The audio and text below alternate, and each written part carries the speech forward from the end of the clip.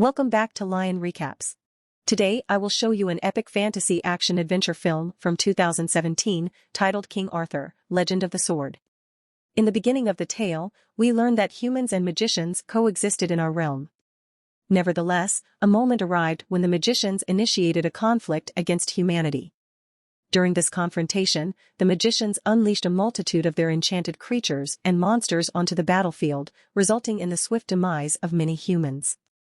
After defeating all the human kings, the magician king confronted a ruler known as King Uther, who possessed a mystical sword named Excalibur.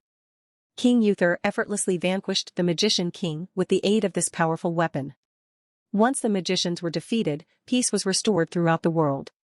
However, the war had weakened King Uther's forces significantly, and a great number of his soldiers had perished. Seizing this opportunity, King Uther's brother, Vortigern, arrived at the scene accompanied by his army. In actuality, Vortigern harbored a desire to seize his brother's kingdom, yearning to usurp the throne for himself. However, he was acutely aware that as long as his brother, Uther, possessed a magical sword, he remained invulnerable. Consequently, Vortigern struck a treacherous pact with the devil. Through this unholy agreement, Vortigern committed a gruesome act, slaying his own wife and offering her as a sacrifice to the infernal entity. Instantaneously, Vortigern underwent a transformation, morphing into a demonic knight, a devilish embodiment of formidable power, capable of effortlessly overpowering King Uther. Unbeknownst to Vortigern, however, Uther had discovered his brother's diabolical metamorphosis and imminent intent to assassinate him. Fleeing for his life, Uther embarked on a hasty escape, accompanied by his wife and son. Along their perilous journey, they found themselves confronted by a nightly demon. Swiftly dispatching Uther's wife with a single fatal blow, the monstrous entity now sought to extinguish the life of their son. Yet, before the demon could enact its sinister deed, King Uther valiantly sent his son away, placing him within the safety of a small boat. Subsequently, the battle ensued between King Uther and the night demon, wielding his mighty Excalibur sword. This climactic scene concludes here. Following this encounter, the story transitions to a time several years later, revealing the aftermath where King Uther has tragically fallen victim to the demon knight's onslaught. Nonetheless, his son managed to survive, having encountered a group of women in the city of London near the river who guided him to an orphanage. Meanwhile, Vortigern had seized the throne, proclaiming himself the new king subsequent to his vile act of regicide. The people within his kingdom lived in constant fear, for Vortigern was a tyrannical ruler. Furthermore, he initiated the reconstruction of the tower that once granted immense power to the magician king. Its completion would signify the restoration of the magician's abilities, thus reigniting the potential for another devastating war between humans and magicians. However, Vortigern remained unafraid of the looming possibility of renewed conflict between humans and magicians. Having spent numerous years alongside the magicians, he possessed knowledge of basic magic. Vortigern's ambition knew no bounds, as he aspired to attain formidable magical powers through the reconstruction of the tower, envisioning himself as the most powerful individual in the world. Meanwhile, in the city of London, Arthur, the son of King Uther, had been entangled in unsavory circles since his childhood, engaging in petty theft to survive. Nevertheless, a flicker of humanity still resided within him, motivating him to assist the destitute with the ill-gotten gains. The passage of 2 decades witnessed Arthur's growth into adulthood. Conversely, Vortigern's sinister tower neared completion, necessitating the draining of a river within his realm for its construction. Once the water recedes, Vortigern's soldiers stumble upon a stone statue adorned with a sword. Intrigued, they endeavor to extract the sword, but their attempts prove futile. Even Vortigern himself fails in his endeavor. Consequently, Vortigern summons individuals from nearby villages and cities, hoping that one of them might succeed in removing the sword. However, each person proves unsuccessful in their attempts. Then, amidst a dispute between Vortigern's soldiers and Arthur, the young man is brought to the kingdom alongside other criminals. Arthur, too, is given the task of extracting the sword. As he lays his hand upon the hilt, he is suddenly inundated with vivid visions and experiences an enigmatic surge of power. Undeterred, Arthur pulls the sword effortlessly from the stone, leaving everyone astounded. Vortigern, too, discerns that Arthur is none other than King Uther's son, recognizing the sword as none other than Excalibur, the very weapon Uther wielded to vanquish the king of wizards in their final battle. However, the intensity of the sword's power renders Arthur unconscious, unveiling his true identity to the people of the kingdom. Prior to the kingdom's uprising against Vortigern, he seizes Arthur and throws him into prison. However, despite this, the people of the kingdom rebel upon the return of their rightful king, Uther's son, Arthur. Seeking to manipulate the situation, Vortigern visits Arthur in his cell, coercing him to refrain from wielding the sword in front of the crowd. Vortigern warns that failure to comply will result in the imprisonment of Arthur's companions. The following day, Arthur is instructed to grasp the sword and employ its powers. Yet, driven by his desire to protect his friends, Arthur defies Vortigern's orders. Exploiting the situation, Vortigern proclaims Arthur to be an impostor and sentences him to death. However, before Arthur meets his grim fate, a witch named Mag, who possesses the ability to command animals, manipulates a multitude of creatures to attack Vortigern's soldiers. In this moment of chaos, Uther's most loyal ally intervenes, rescuing Arthur and transporting him to a safe haven. It is within this refuge that Arthur once again retrieves the sword, only to succumb to unconsciousness once more.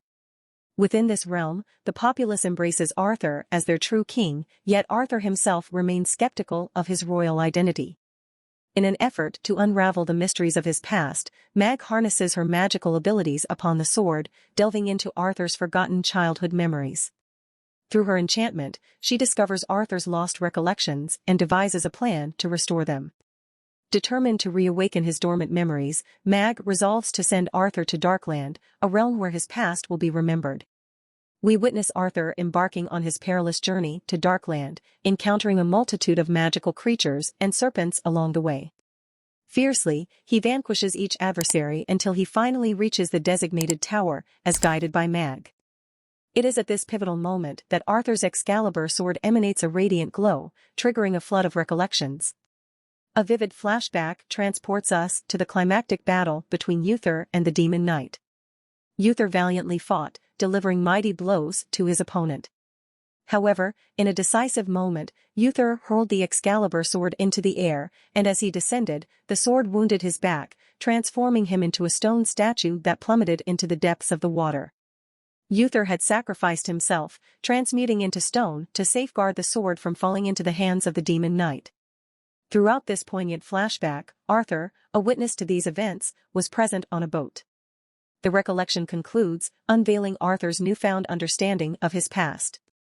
In the present timeline, Arthur tightly grasps the sword, its significance not lost on him. Subsequently, as Mag and Arthur make their return, she imparts a crucial revelation. She elucidates that magicians and humans had coexisted harmoniously. However, Vortigern, your father's brother, instigated a conflict between the magicians and humans, with the nefarious intent of claiming the throne. The Magician King, fueled by the powers harnessed from the Dark Tower, engaged in battle against the humans and emerged triumphant. Yet, King Uther valiantly challenged the Magician King, vanquishing him and obliterating the Dark Tower, the source of his malevolent powers. King Uther's valor did not end there. He forged an unbreakable bond between his own blood and the Excalibur sword, granting his lineage the ability to wield its power.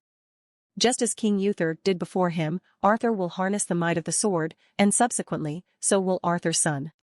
Mag reveals the impending danger posed by Vortigern's ongoing construction of the Dark Tower. She emphasizes that as the tower rises higher, Vortigern's powers intensify, rendering the Excalibur sword insufficient for his defeat. Recognizing the urgency of the situation, Arthur and his comrades encounter a formidable family residing in Britain.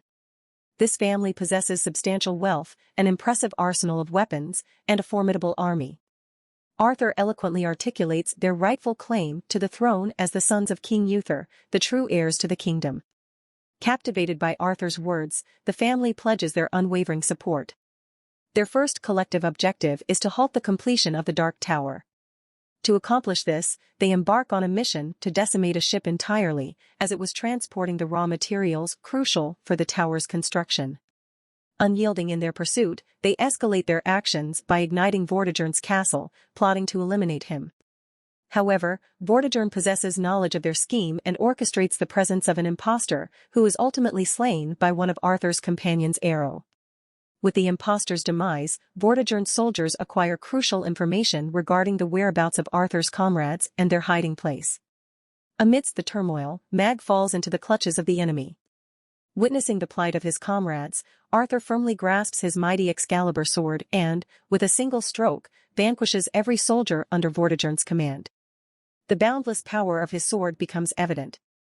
Nevertheless, Arthur finds himself overwhelmed with sorrow, having taken the lives of soldiers who merely followed their king's orders, harboring no personal animosity towards Arthur. Simultaneously, Vortigern retaliates by slaying one of Arthur's companions. In response, Arthur swiftly guides his comrades onto a ship, casting his sword into the river as the devastation it has wrought weighs heavily upon him. Subsequently, the goddess of the river seizes Arthur's sword from the river and draws him beneath its depths. There, she presents him with a harrowing glimpse into a future marred by widespread devastation. Having unveiled this vision, the goddess imparts a grave message: unless Arthur vanquishes Vortigern, the world will endure a similar fate. She implores him to embrace his role as a true warrior, to confront and defeat Vortigern, thereby restoring peace to the realm. Stirred by her words, Arthur reclaims his sword and ventures into the depths of the jungle, where his comrades inform him that the kingdom's populace still awaits him, regarding him as their rightful king. However, a Vortigern army commander intercepts Arthur and reveals that Mag remains captive under Vortigern's custody. Rather than releasing her unconditionally, Vortigern demands Arthur's sword as ransom. Arthur, driven by compassion, relinquishes his beloved Excalibur sword to secure Mag's freedom. Upon Mag's return, she casts a protective enchantment on Arthur, shielding him from harm inflicted by her controlled creatures. Empowered, Arthur confronts Vortigern within the confines of his castle, where Vortigern, arrogantly believing that Arthur is defenseless without his sword, attempts to strike him down with his own blade. However, in a timely intervention, Mag unleashes her legion of animals, birds, and colossal snakes, initiating a relentless assault on Vortigern and his stronghold. In the midst of the chaos, Vortigern fiercely clashes with one of the snakes, causing the Excalibur sword to become ensnared within a pillar. Only Arthur possesses the ability to retrieve the sword. Meanwhile, Mag's colossal snake and Arthur's steadfast companions wreak havoc throughout the castle, leaving destruction in their wake. Witnessing the overwhelming power of their united front, Vortigern comprehends his impending defeat. Desperate, he retreats to the familiar cave, reverting back into the formidable demon knight. After a brief struggle, Arthur successfully retrieves the Excalibur sword from the pillar and engages in a fierce battle with the demon knight, dispatching Vortigern's companions along the way. During their confrontation, the demon knight taunts Arthur, claiming the sword rightfully belongs to him and that he had conveyed this to his brother, Uther. Enraged by these words, Arthur launches a relentless assault, but despite his efforts, he finds himself unable to overcome the demon knight's might. Realizing that he must harness the sword's full potential, Arthur learns to control his anger and attacks the demon knight with composed determination. Finally, he delivers a decisive blow that transforms the demon knight back into Vortigern, resulting in his demise. With Vortigern's defeat, the Dark Tower crumbles, signifying the restoration of peace in the kingdom. In the story's concluding scene, Arthur is crowned as the rightful king, bringing an end to the tale. Subscribe for more videos like this, turn on the notification, and leave a like to help the channel out.